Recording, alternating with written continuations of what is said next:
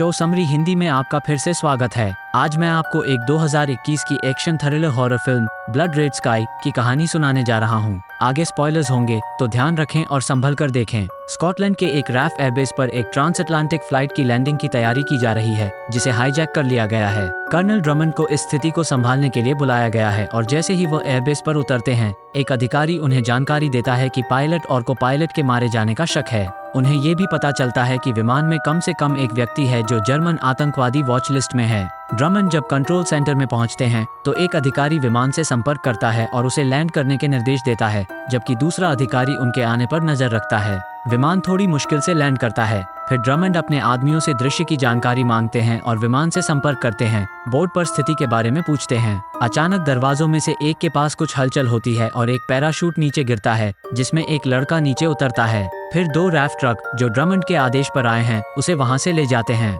एक नए व्यक्ति को कॉकपिट में देखा जाता है और ड्रमंड रेडियो के माध्यम से उससे कहते हैं कि अगर उसने कोई हरकत की तो वे फायर खोल देंगे। उसे पायलट की सीट पर चढ़ने और धीरे धीरे अपने हाथ उठाने के निर्देश देते हैं। वो आदमी उनसे कहता है कि उसे विमान से बाहर आने दें ताकि वो सब कुछ समझा सके, जोर देते हुए कहता है कि वो आतंकवादी नहीं है। बाद में ड्रमंड अपने अनुवादक को उस लड़के एलियास से बात करने भेजते हैं, जिसे एक डॉक्टर द्वारा जांचा जा रहा है, लेकिन वो कुछ भी पता नहीं कर पाती क्योंकि एलियास सदमे में है। अब हम एक दिन पहले के दृश्य में जाते हैं, जहां एक होटल के कमरे में एलियास की मां नादिया बाथरूम में फ्लाइट के लिए तैयार हो रही होती है। बाद में वो न्यूयॉर्क में अपने डॉक्टर से बात करती है, जहां वो और एलियास उसके रहस्यमय बीमारी के इलाज के लिए यात्रा करेंगे। एलियास नादिया को बताता है कि उसने उनका सामान चेक कर लिया है और फिर वो रात में एयरपोर्ट पर पहुंचती है और अपने बेटे से मिलती है। फिर वे एयरपोर्ट सुरक्षा से गुजरते हैं और वेटिंग रूम में जाते हैं, जहां वो एलियास को छोड़कर फ्लाइट से पहले बाथरूम जाती है। नादिया अपनी मेडिसिन बैग खोलती है और सिरिंज के साथ अपनी दवा तैयार करती है। फिर एक बोतल से कुछ पीती है, जिससे उसे तुरंत असर महसूस होता है। फिर वो सिरिंज को खुद में इंजेक्ट करती है। वेटिंग रूम में फरीद फोन पर बात कर रहा होता है जब एलियास उससे बात करना शुरू कर देता है। उनकी बातचीत मजेदार होती है और फिर फरीद उससे पूछता है कि उसकी माँ कहाँ है। नादिया जल्द ही आ जाती है और बाद में उन्हें विमान के अंदर जाते और अपनी सीटें लेते हुए देखा जा सकता है। इस बीच मुख्य एयर होस्टेस कॉकपिट में जाती है और पायलट और को पायलट बास्टियन से पूछती है कि क्या वे कुछ कॉफी लेना चाहेंगे। वो बोर्ड पर एयर होस्टेस स्टेशन में जाकर कॉफी लाने के लिए जाती है और एडबॉल से कहती है कि वो फर्स्ट क्लास में एक सेक्सिस्ट यात्री का ध्यान रखे। विमान आखिरकार जर्मनी से उड़ान भरता है और अमेरिका की ओर बढ़ता है। कुछ घंटों बाद नादिया बाथरूम से अपनी सीट पर लौटती है और वो अपने नोटबुक में कुछ लिखती है, जिसमें उसे अपने और अपने पति की एक तस्वीर मिलती है। वो उसे प्यार से याद करती है, एक घटनाक्रम की एक श्रृंखला में जो बेनाइन तरीके से शुरू होता है और उनके बच्चे के बीच कहीं अटकने के साथ खत्म होता है। उसके पति मदद पाने के लिए निकल जाते हैं और नादिया बच्चे के साथ वहां रुक जाती है। अपनी मौजूदा फ्लाइट के दौरान वो विमान के अगले हिस्से में हलचल देखती है। एडबॉल एक अनियंत्रित यात्री को समझाने की कोशिश कर रहा होता है, जब एक एयर मार्शल उसे काबू कर लेता है और दूसरा एयर मार्शल भी उसमें शामिल हो जाता है।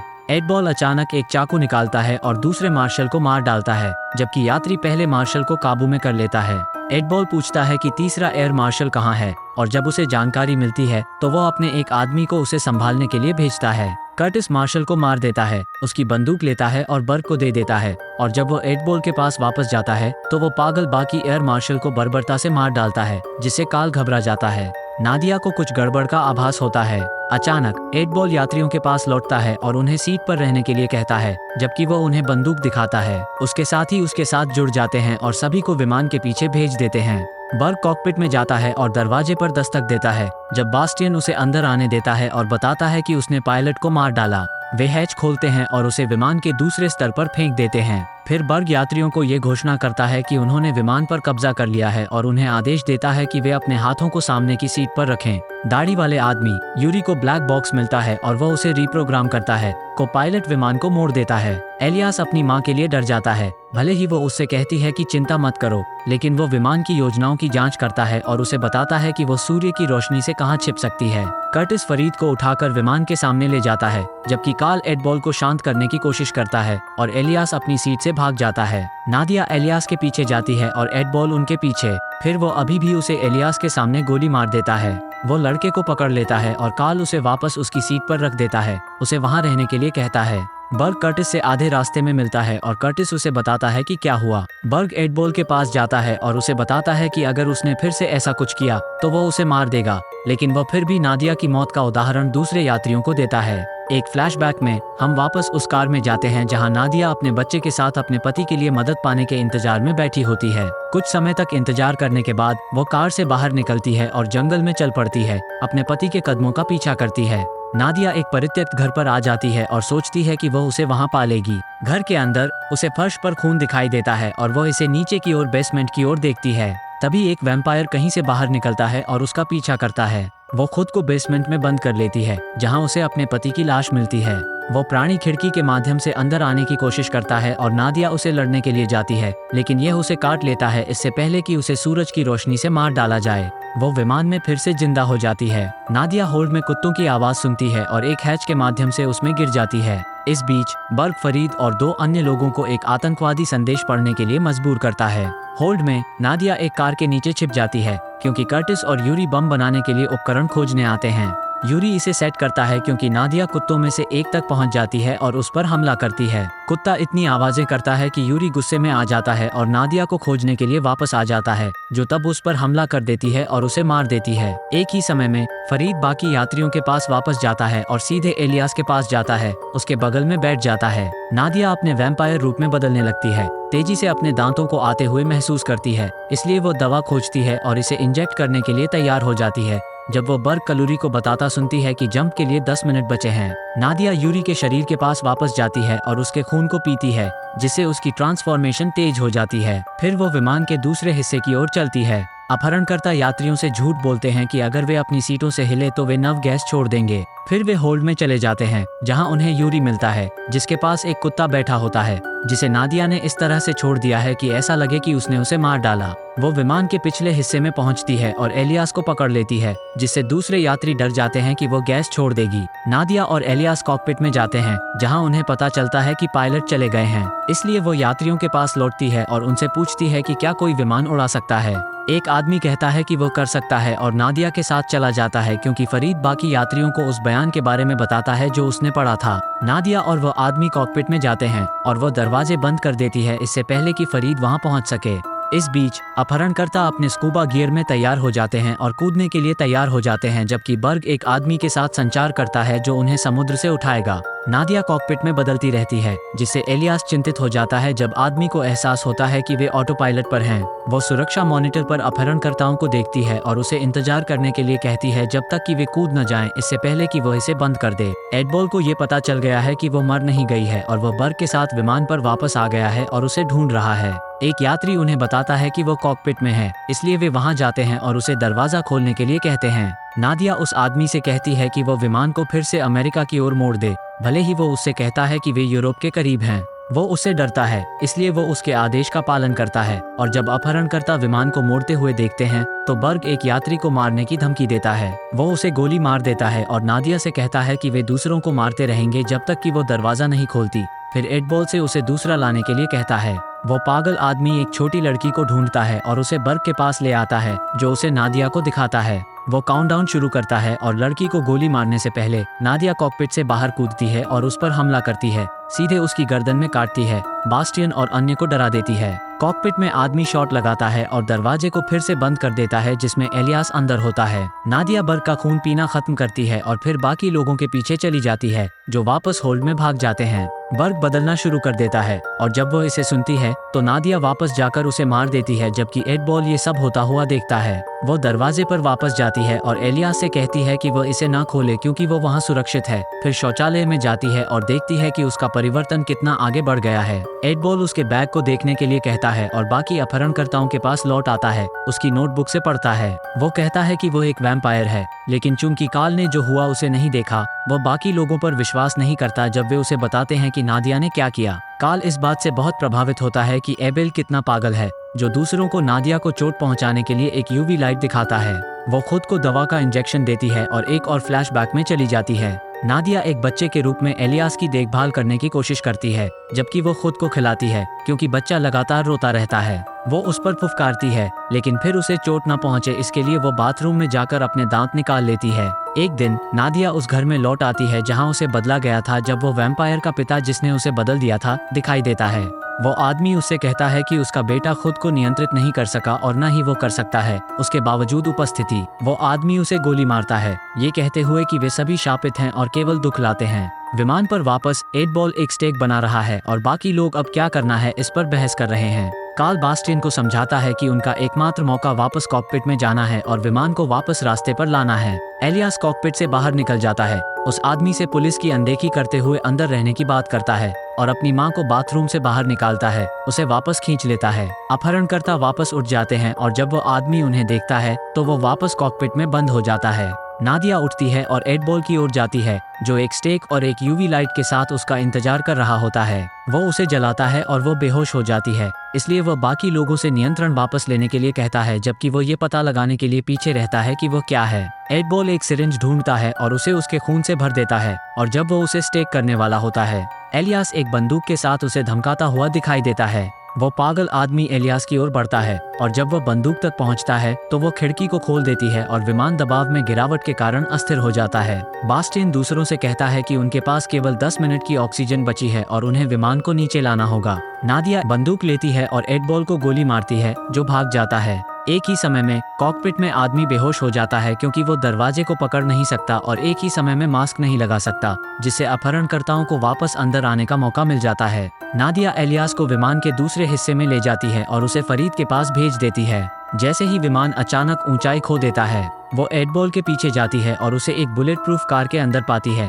इसलिए चाहे वो कितना भी शूट करे कुछ नहीं होता। वो पागल आदमी खुद को उसके खून से इंजेक्ट करता है, भले ही वो उससे ऐसा न करने की विनती करती है। एडबॉल तुरंत बदलना शुरू कर देता है और उसे रोकने के लिए क्या करना है ये समझ जाता है। वो माचिस और शराब ढूंढती है, फिर वापस आती है और उसे कार के अंदर डाल देती है। एडबॉल को आग लगाती है। नादिया को वो पुराना वैम्पायर याद आता है जिसने उसे बताया था कि वे अपनी बुराई को फैलने नहीं दे सकते और उन्हें इसे रोकना चाहिए। वो उसका चेहरा तोड़ने लगती है और आखिरी वार करने से पहले वह आदमी कहता है कि वह अपने भीतर की बुराई को नियंत्रित नहीं कर सकती। विमान अंततः स्थिर हो जाता है, लेकिन अपहरणकर्ता देखते हैं कि होल्ड में आग लगी है। हालांकि उनके नीचे आने से पहले नादिया पहले ही आग को काबू कर चुकी होती है और विमान के अंदर वापस आ जाती है। अपहरणकर्ता नादिया पर गोली चलाते हैं और यात्री डर जाते हैं, इसलिए वे विमान के सामने की ओर भगदड़ मचाते हैं, जिसमें एलियास को ले जा रहा फरीद भी शामिल है। अपहरणकर्ता कार में एडबॉल को जिंदा पाते हैं जब वह अचानक कर्टिस पर हमला करता है और उसका खून पीता है, फिर बाहर निकलता है और दूसरों के पीछे जाता है। नादिया होल्ड के दरवाजे को सुरक्षित कर देती है और एलियास को उसके बाद चिल्लाते हुए सुनती है कि यात्री उसे मारना चाहते हैं। फरीद हालांकि चिल्लाता है, ये कहते हुए कि वे उसे चोट नहीं पहुंचाएंगे, स्पष्ट रूप से दूसरों के समान पृष्ठ पर नहीं है, जिनमें से एक उसे गोली मार देता है। वो दूसरे पर हमला करती है और वे उसे रोकने की कोशिश करते हैं, लेकिन वो बस मुक्त हो जाती है और फरीद के पीछे चली जाती है। एलियास उसे मारने के लिए मना लेता है, जबकि दूसरा आदमी उस पर बंदूक तानता है। नादिया वो अन्य वैम्पायरों को होल्ड में सुनती है और कहती है कि वे उन्हें वापस विमान में नहीं आने दे सकते, इसलिए वो दौड़ती है और एडबॉल को एक दरवाजे के पीछे बंद करने की कोशिश करती है। फरीद उसकी मदद के लिए दौड़ता है और उसे एडबॉल द्वारा काट लिया जाता है, जिसे दूसरे आदमी ने गोली मार दी थी। जब वो दरवाजे से धक्का देता है, नादिया फरीद के हाथ को काट देती है ताकि उसके शरीर के बाकी हिस्सों में फैलाव रुक जाए, जबकि कर्टिस, जो अब पूरी तरह से बदल गया है, विमान के नीचे से वापस अंदर जाने की कोशिश करता है। नादिया उसे और एडबॉल को नीचे रख देती है, जिससे एयर होस्टेस को वैम्पायर ग्रब बनने से बचा लिया जाता है। इसके बाद वो यात्रियों के पास वापस जाती है और बास्टियन को पाती है, जबकि फरीद उन्हें आश्वस्त करता है कि वो उनके पक्ष में है। नादिया उसे कॉकपिट में वापस ले जाती है, जहां वो उसे बताता है कि उन्हें निकटतम हवाई अड्डे का पता लगाना होगा क्योंकि उनके पास ईंधन कम है। फरीद और एलियास उसे कॉकपिट के नीचे जाने के लिए मना लेते हैं, जहां वो बास्टियन के साथ पीछे रह जाता है। जैसे ही पायलट को पास के रैफ एयरबेस से एक संकेत मिलता है, वो उन्हें बताता है कि उन्हें अपहरण कर लिया गया था, लेकिन वे अपहरणकर्ताओं को पछाड़ने और उन्हें कार्गो होल्ड में बंद करने में सक्षम थे। इस बीच एलियास अपनी मां की दवा की तलाश में ऊपर जाता है, जबकि यात्री होल्ड में वैम्पायरों के दहाड़ने की आवाज सुनते हैं। घायल यात्रियों में से एक वैम्पायरों के पास जाने का फैसला करता है क्योंकि वो मर रहा है और एडबॉल को रिहा करता है, जिसे उसे काटने के लिए कहा जाता है। एडबॉल बस उसके पास से गुजरता है और अन्य यात्रियों पर हमला करता है।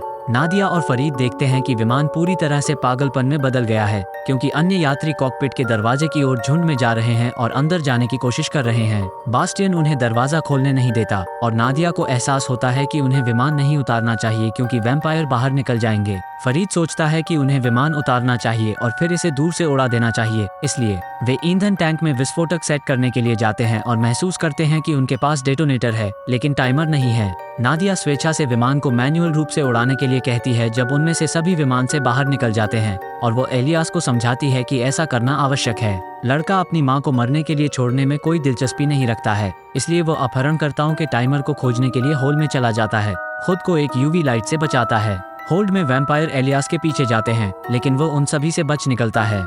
एलियास को सही उपकरण मिलते हैं और वो कॉकपिट में वापस आ जाता है जब वैम्पायर उस पर हमला करते हैं और वो लाइट को गिरा देता है। नादिया कॉकपिट से जो हो रहा है उसे देखती है और एलियास की मदद करने का फैसला करती है। वो बास्टियन से पूछती है कि क्या विमान सही रास्ते पर है और वो उसे बताता है कि यह ऑटो पायलट पर है, ये समझाते हुए कि ट्रैफिक कंट्रोल के साथ इस बिंदु पर कोई भी विमान को उतार सकता है। नादिया 48 की ओर मुड़ती है और उससे वादा करने के लिए कहती है कि वो उसके बेटे का ख्याल रखेगा, फिर बास्टियन को खिलाती है, ये जानते हुए कि इससे उसका परिवर्तन अंतिम हो जाएगा। एलियास पर अन्य वैम्पायरों द्वारा हमला किया जाता है जब एड बॉल उसे चिल्लाते हुए सुनता है और लड़के तक पहुंचने से पहले उसे अपने लिए दावा करता है। नादिया उस पर हमला करती है और दोनों वैम्पायर होल्ड में लड़ते हैं। एड बॉल उसके काटता है जब एलियास को दरवाजा उड़ा देने का विचार आता है ताकि उसकी मां एड बॉल को वहां से बाहर धकेल सके। इस बीच फरीद देखता है कि लड़का होल्ड में अपनी मां के साथ अकेला रह गया है जब एड बॉल विमान में वापस रेंगता है और लड़के के पीछे जाता है। फरीद ऑटो पायलट को बंद कर देता है और विमान को साइड में घुमाता है जिससे एड बॉल की मौत हो जाती है, उसे सूरज की रोशनी में उजागर करके। एलियास अपनी मां को अपना खून खिलाता है और वो जाग जाती है।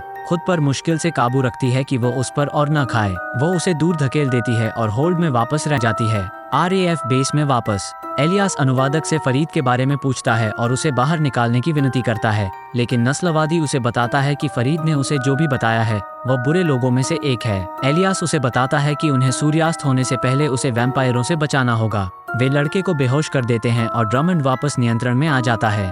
वो अपने अधिकारियों को इंतजार करने का आदेश देता है जबकि विमान में वैम्पायर बाकी शवों को खिलाते हैं। सेना फरीद से बात करती रहती है और उसे खुद को सौंपने के लिए मनाने की कोशिश करती है, न समझते हुए कि क्या हो रहा है और उसकी दलीलों को नहीं सुनते। आखिरकार वे उसे गोली मार देते हैं। सैनिक विमान के अंदर चले जाते हैं, ये जाने बिना कि वहां उनके लिए क्या इंतजार कर रहा है। जैसे ही लड़के को अस्पताल ले जाया जाता है, एलियास उसे बेहोश करने के लिए दी गई बेहोशी की दवा के साथ पैरामेडिक को बेहोश करने में कामयाब हो जाता है। वो अपना टेडी बियर पकड़ लेता है और कूद जाता है, विमान की ओर दौड़ता हुआ। वैम्पायरों द्वारा सैनिकों पर हमला किया जाता है। फरीद उन्हें जो बता रहा है उसे नहीं सुनते। कुछ ही क्षणों बाद वो ट्रक के पीछे से एलियास को देखता है, लेकिन लड़का उसे बुलाने की आवाज नहीं सुनता। जब एलियास विमान तक पहुंचता है तो वो देखता है कि उसकी मां एक सैनिक को खिला रही है और उसे बुलाता है। जब उसे एहसास होता है कि वो वास्तव में अब उसकी मां नहीं रही तो एलियास विमान को उड़ा देता है, जिससे ड्रमंड और उसके आदमियों को आश्चर्य होता है।